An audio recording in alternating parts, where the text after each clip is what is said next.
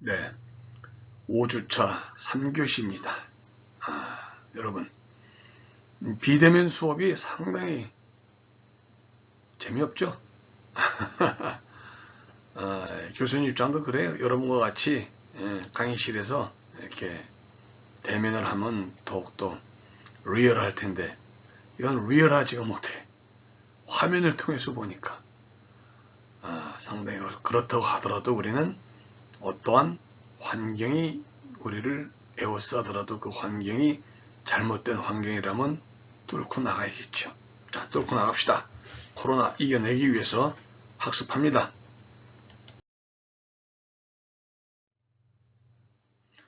이번에는 뭐를 볼 수 있을까요, 우리가? 이 여성 장애인이 임신 기간 중에 애로사항은 1순위는 뭐냐 하고 물어보는 거예요. 화면에 쭉 나와 있죠, 여러분. 뭐예요? 자, 가장 높은 게 뭔가 한번 찾아봐봐요. 프로테지가 가장 높은 게. 여기 또 애로사항 없다는 것도 있네. 그러나 그 여성 입장에서 봤을 때 애로사항이 높은 거는 뭐예요? 뭐예요? 유전, DNA, 이걸 걱정하는 거예요.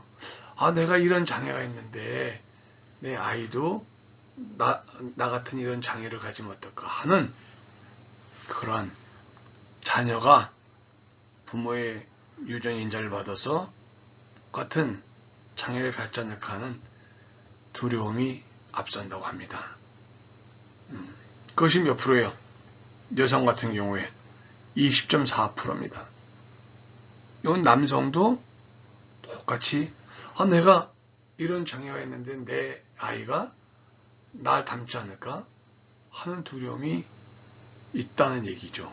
그것이 이제 장애인들의 그 임신 기간 중 갖게 되는 근심 걱정이 1순위가 바로 여기에 포함이 됩니다.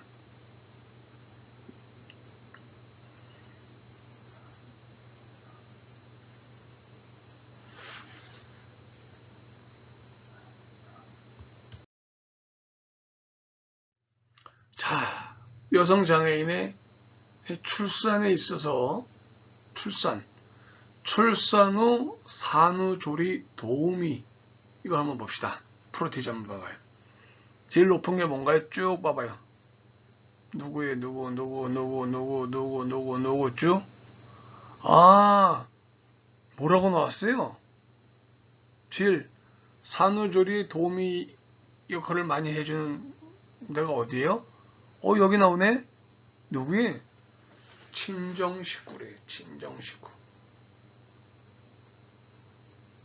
산후조리원은 왜 친정식구가 43%대고 산후조리원이 왜 27%대인가요? 왜 그런 거예요? 왜? 산후조리원은 경제적으로 비용이 들어가죠. 아무래도 친정식구들은 산후조리원만큼 비용이 들어가지 않죠.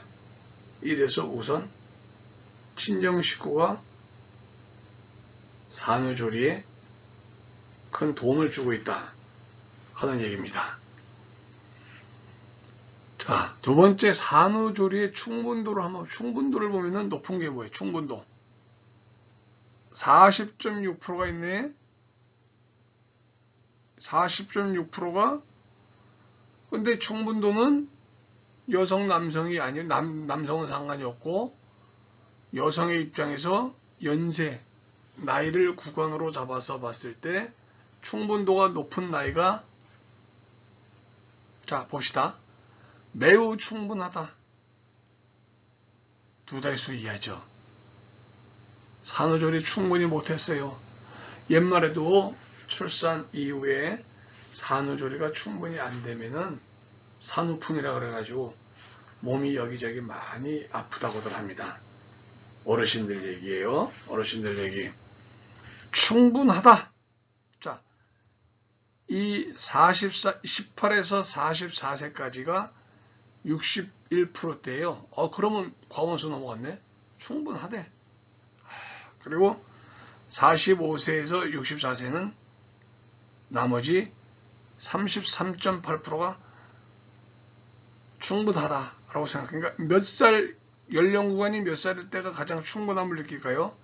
바로 18에서 44세 연령 구간이 충분하다고 합니다. 산후조리, 여성장애인. 부족해요. 연령대가 많을수록 부족하다고 합니다. 그리고 매우 부족해요.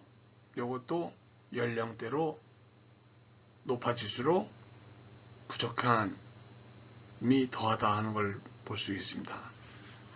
출산 문제에 있어서 출산 후 산후조리 도우미는 first가 어디야? 친정댁, 친정이야, 친정 식구. 특히 누굴까? 친정 식구 하면은 친정 어머니, 친정 엄마죠. 친정 엄마. 제일 또 편안함을 느끼잖아요. 그래서 이거는 장애인이든 비장애인이든 간에 뭐 거의 다 대동소이할 겁니다.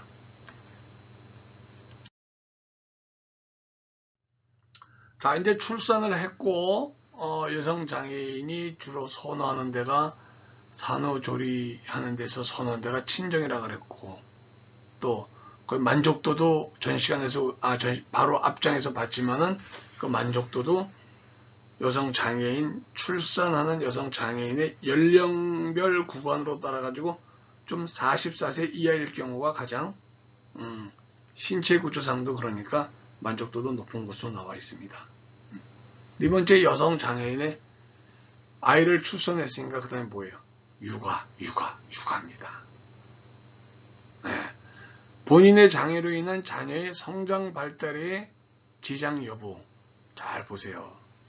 9번이 뭐예요? 전혀 없다? 남성은 30%네요. 여성은 17%. 좋네요. 매우 없다? 별로 없다? 별로 없어. 40% 대 34%. 약간 많다? 21% 대 28%. 매우 많다? 8% 대 19%. 이건 뭘 볼 수 있어요? 여성 장애인의 육아 문제에 있어가지고 본인들의 장애로 인한 자녀의 성장 발달에 이것이 얼마만큼 지장을 끼칠까, 미칠까 하는 데서 부정보다는 긍정적으로 생각합니다. 나오잖아요, 여기. 전혀 없대. 별로 없어. 약간 있어. 매우 많아. 이건 그럴수록 더 내려가요, 프론트가. 그러니까 긍정의 힘이 더 많다. 그리고 자녀 양육하고 교육 시 애로사항은 딱 한마디로 뭐가 탁 나옵니다.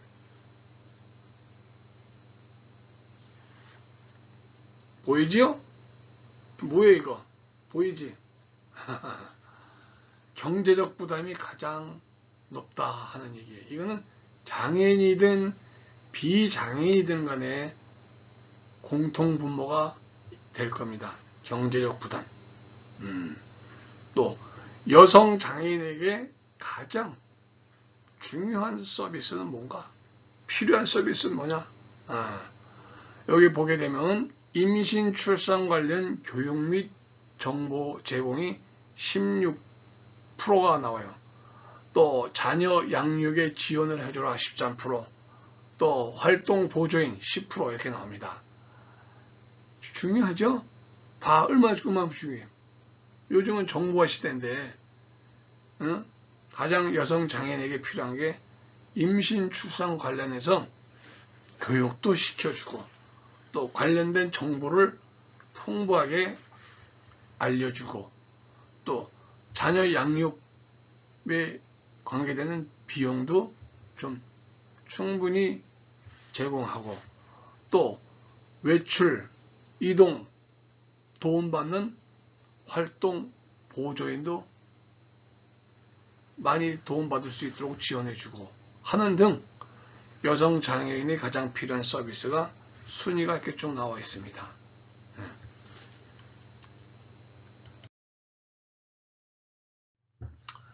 자, 여성 장애인의 성 발달과 성 정체성에 영향을 주는 요인은 무엇인가요? 자, 성장 과정에서 성 정체감이나 형성에 많은 어려움을 겪고 있는 것은 사실이에요. 또 이러한 성 역할 정체성의 발달에 영향을 주는 팩터가 바로 부모의 긍정적 기대가 중요합니다. 또 부모와의 적절한 의사소통이 또 중요합니다. 또 지지적인 친구나 친척이 필요하고요. 또 역할 모델의 존재 여부도 상당히 영향을 끼친다는 얘기입니다. 자, 성 정체감 형성의 어려움은 무엇이냐? 여성 장애인이 성인으로서의 건강한 이성관계와 결혼관계를 유지하는 데 많은 어려움을 줄 수 있다. 그게 바로 성 정체감 형성의 어려움이에요. 그러니까 성 정체감 형성의 어려움을 많이 겪으면 겪을수록 이분들이 성인으로 성장해서 이성관계와 결혼관계를 하는데도 상당한 제약 요인으로 장애가 된다는 얘기예요. 그러니까 어떻게 해야 돼요? 성장 과정에서 부모, 지지자, 역할 모델이 삼위일체가 돼서 하나의 도움의 영향 요소가 돼야 된다 하는 거죠. 두 번째가 임신과 출산 다 다뤘었지만은 임신과 출산 관련 산부인과적 의료 서비스가 부족해 정보의 충분한 제공이 있어야 되고요. 임신 출산 관련 교육 및 정보 제공 필요하고 병원의 물리적 접근성이 부족하죠. 그러니까 산골짜기에 살고 있어요. 오지에. 얼마나 힘들겠어요. 기본적으로 주기적으로 병원 산부인과 진료도 받아야 되는데 떨어져 있으면 제대로 양질의 의료 서비스의 접근성이 떨어지니까 또 문제가 있습니다. 세 번째는 뭐가 있어요? 육아죠, 육아. 자녀 양육 지원 서비스 부족이 문제입니다. 아까 뭐라고 얘기했습니까? 이겁니다. 뭔가 필요해요. 이번에 우리 여러 가지로 지금 어려움을 겪고 있어요. 우리나라 또 전 세계가 마찬가지예요. 코로나 바이러스 균으로 인해서 또 여러 가지 어려운 여건을 겪어가고 있는 분들도 많아서 정부에서 거대한 보따리 풀었죠. 지자체별로. 예. 바로 뭐예요? 지원 서비스를 해주겠다는 얘기입니다. 예. 이 육아에 있어서 어머니를 둘러싼 가족과 다른 사회 체계를 함께 살펴보는 것이 중요한 거예요. 예. 곧 이 아이솔레이션, 외부와 단절된 그 스테이트가 유지가 되면은 이 문제는 해결이 안 돼요. 그러니까 closed 시스템이 아닌 바로 오픈 시스템으로 바뀌어져야 됩니다. 바뀌는 것이 바로 우리가 사회의 그 주변 환경 큰 역할을 합니다. 환경 어떻게 정리하고 환경에서 그분들이 인간 본연의 그 존엄을 유지하면서 살 수 있느냐 하는 것도 환경 문제예요. 다른 그 시스템, 소셜 시스템의 그 체계하고 얼만큼 연관이 되느냐 하는 것이 있기 때문에 우리 중요한 관심으로 안 볼래 안 볼 수 없는 거죠.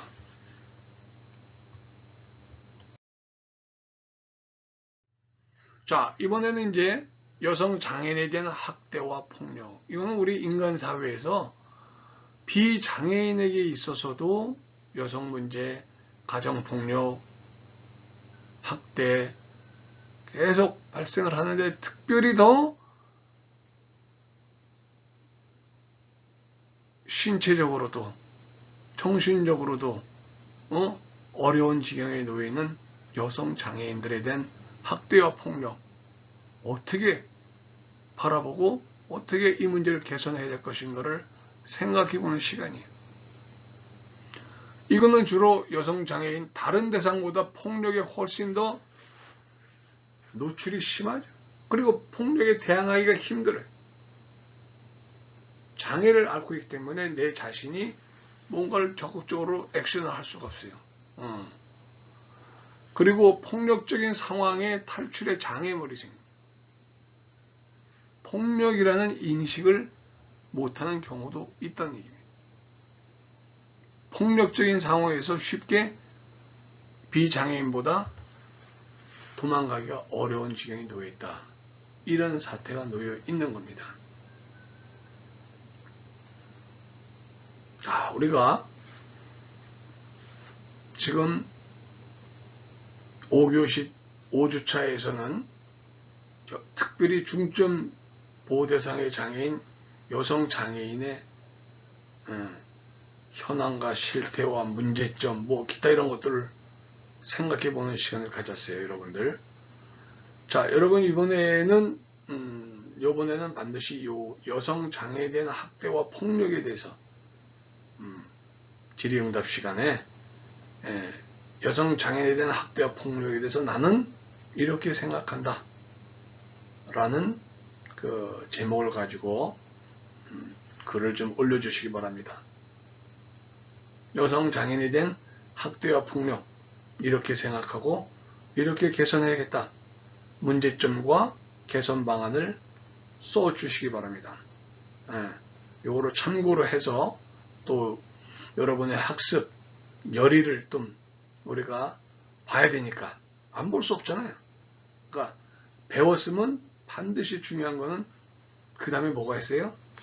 평가를 또 무시할 수 없어요. 그러니까 여성 장애인에 대한 학대와 폭력에 대한 문제점 및 개선 방안 써주세요. 써주시면 됩니다. 의견을 쓰세요. 무슨 이렇게 레포트로 쓰라는 건 아니고 질의와 응답으로 그 안에다 집어넣어서 한번 본인의 생각을 잘 간결하게 정리해서 한번 올려주시기 바랍니다. 이번 시간에 우리가 이렇게 여성 장애인의 관련된 문제를 알아봤습니다. 이렇게 비대면으로 수업하기 어렵지만은 또 열심히 따라와 주고 있으니까 상당히 감사하게 생각합니다. 자, 여기까지 마치도록 하겠습니다.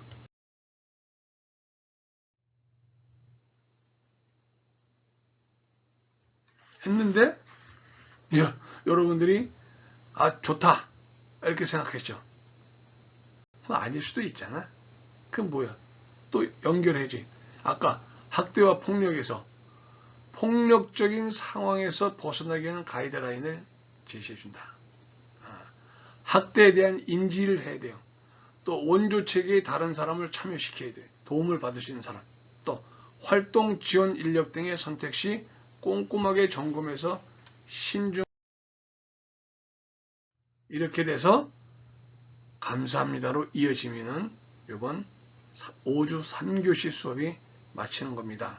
아까 얘기했듯이 질의응답은 여성 장애인의 학대, 문제점, 개선 방안, 질의응답으로 올립니다. 수고들 했습니다.